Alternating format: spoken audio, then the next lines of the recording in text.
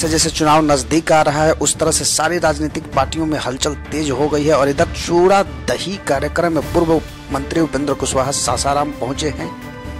को बता दें कि युवा लोक समता द्वारा आयोजित दही चूड़ा कार्यक्रम में रालोसपा के राष्ट्रीय अध्यक्ष सासाराम पहुंचे, जहां उन्होंने प्रेस वार्ता को संबोधित करते हुए कहा कि नीतीश कुमार ने राजनीति का स्तर गिरा दिया। इस स्वर्णों के 10% आरक्षण दिए जाने पर कुशवाहा ने कहा कि चुनाव के समय आरक्षण देना यह मोदी की चुनावी स्टंट के अलावा कुछ नहीं है।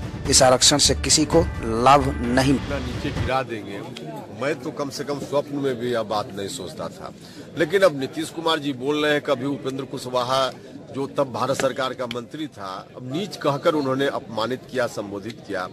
अभी मुकेश सहनी जी जो अति पिछड़ा समाज के उभरते हुए बड़े नेता हैं, अब उनके बारे में कह दिया कि महागठबंधन के लोग सड़क छाप जैसे लोगों को उठा करके गठबंधन बना रहे हैं। नीतीश कुमार जी की यह बात उनके मुंह से कभी शोभा नहीं देती है। नीतीश कुमार जी को हमने पहले भी कहा है कि ऐसी बातों को नीतीश जी वापस लें, बिहार की जनता से माफी मांगे, अन्यथा जिनको उन्होंने सड़क छाप कहा है वही लोग नीतीश कुमार जी को सड़क पर लाकर खड़ा करेंगे।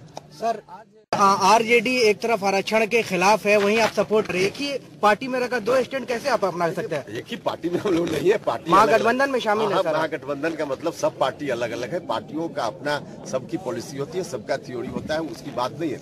लेकिन बात में कोई बहुत अंतर भी नहीं है। अभी जो भारत की सरकार कर रही है, चुनाव के समय कर रही है, और जो कुछ भी कर रही है, अब नौकरी है कहाँ? नौकरी तो है ही नहीं।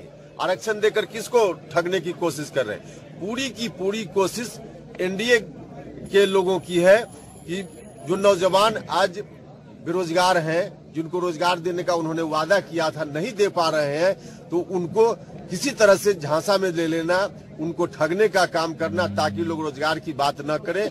इसलिए सिर्फ ठगने की बात है, लॉलीपॉप है, कहीं से उस आरक्षण से लोगों को लाभ नहीं मिलने वाला। तो आरजेडी का विरोध कर रहे हैं सर, जिन्होंने आरक्षण का विरोध किया था, आप उनका विरोध कर रहे हैं आरजेडी का?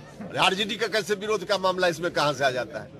इसमें आरजेडी के विरोध का तो मामला कुछ भी नहीं है। लेकिन आरजेडी के आरक्षण का विरोध कर रहे हैं। आरजेडी लोग आरक्षण का विरोध कर रहे हैं। आरजेडी का लोग आरक्षण का विरोध कर रहे हैं तो इसलिए विरोध कर रहे हैं कि आरक्षण से कोई फायदा ही नहीं होने वाला है। फायदा जो हो तभी तो कोई बात उस पर हो, कोई फायदा नहीं होने वाला है। अमित शाह आज बोले हैं कि नीतीश जी को हमने ज्यादा सीट देकर गलती किया है। ये बात तो नई बात हम सुन रहे हैं भाई, ऐसा बोले हैं क्या? अरे हम उनको कहना पता नहीं अब सच्चाई है कि नहीं, इस न्यूज में मुझको नहीं मालूम, लेकिन अगर इसमें सच्चाई है तो हम तो कहना चाहते हैं कि बीजेपी 40 सीट पर लड़े और नीतीश जी को भी 40 सीट पर लड़ने दे, अपनी गलती को सुधार ले, इसी में उनकी भलाई है। अच्छा, आपका ये चूड़ा दही का गठबंधन, बहुत सारे गठबंधन पार्टियां नहीं आई है, सपा बसपा जैसे है, बुलाया नहीं गया, उनको निमंत्रण नहीं दी गई।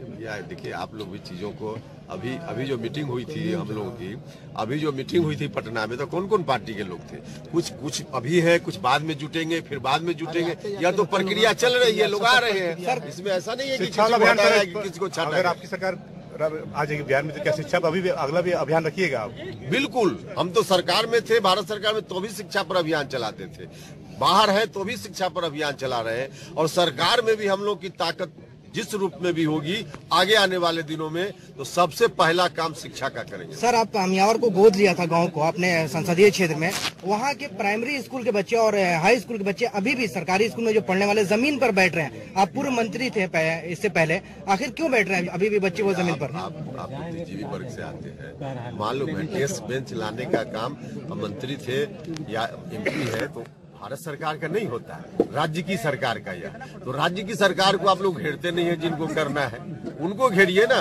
बेंच डेस्क सिर्फ अमियावर में नहीं, बिहार में लगभग सभी विद्यालयों की है स्थिति, सभी विद्यालयों की स्थिति। आपने सब बोलिए क्या क्या विकास किया है वहाँ पे? अब जाकर वहाँ के लोगों से देखें।